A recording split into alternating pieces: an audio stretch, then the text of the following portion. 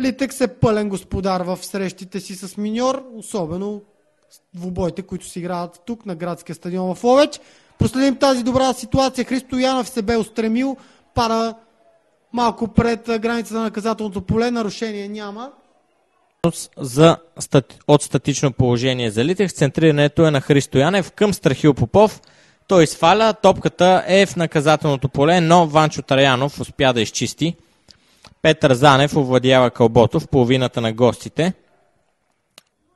Пред вратата на Иван Чворович и Милен Василев, отлично спрян от Сандриньо, чиста игра от страна на бразилеца. Никасио, отличен пас към Галин Иванов, тича крилото на Литекс, ще центрира към Момчил Цветанов и уникален пропуск на малкия шивач.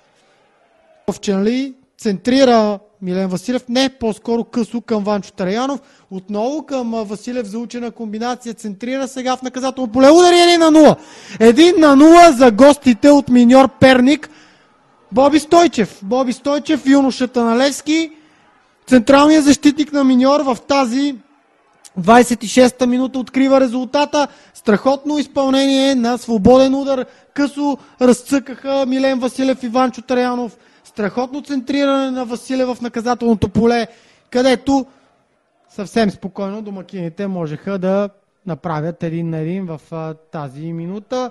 Ново центриране на Христо Янев в наказателното поле. Отново кълбото прехвърля всички играчи в оранжево и в жълто-черно и напуска пределите на полето. Гостите от Перник, които виждам, че вече по-смело с 4-5 футболисти атакуват своя съперник. Христо Янев подава към Петър Занев. Това е добра атака, центриране, но в последния момент Иван Михов протяга крак и избива топката в корнер. Оживление по трибуните на футболиста с номер 14 Ивайло Цветков.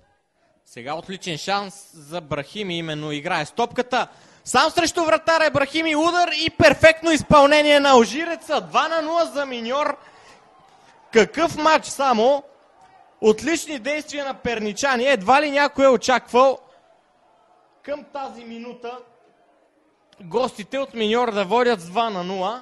Ето, че голът на Брахими. Ваюши, Светлю Тодоров и капитана на националния отбор на България до 17 годишна възраст Никола Колев да направи и да обърне мача. И сега Ваюши на отлича позиция и какъв пропуск на Марсел Никасио. Това не може да бъде Марсел Никасио, голмайсторът на клуба. Просто трябваше да чукне топката в главния съдия, в който съвсем спокойно могат да се отбележат още 2 гола. Но много добре знаете, че не трябва да се допуска гол във вратата. Сега каква поредна глупост от Илиян Илиев. Изпроси си той един жълт картон, не си взе поука и в тази 65-та минута оставя абсолютно непокрит. Сега Том отива при него. Силен шут на Янев и страхотна проява на Иван Чворович. Кълбото обаче не е напуснал очертанията на терена. Сега излиза в странично хвърляне. На върха на атаката помисли си, че е вдигната засада и спря да играе, но такава не бе отсъдена. Никола Колев към Светослав Тодоров. Чудесен пас към Никасио. Удар на Никасио и нов пропуск на бразилеца. Удар с левия крак на Никасио. Които удрят далеч от дома всеки един съперник. Ново центриране в пеналта. Светлио Тодоров не успя да играе с топката. Сега Никасио с глава и гол. Гол!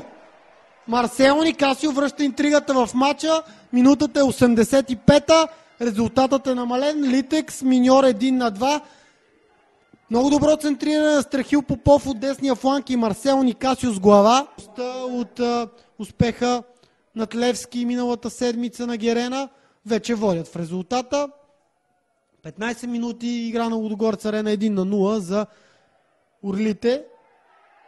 Благодарение на попадението на Иван Стоянов. Сега Дуспа за Литекс в тази 91-а минута. Светлио Тодоров падна в наказателното поле и съдията Стоян Денев от Велико Търново посочи бялата точка.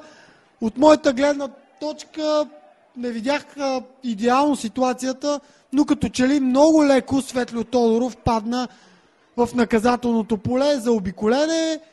Главният съдия от играчи на миньор, всичките, но Тодоров може да изравни резултата. Секунди ни делят от изпълнението на тарана на Литек. Засилва се Тодоров, удар и гол! 2-2!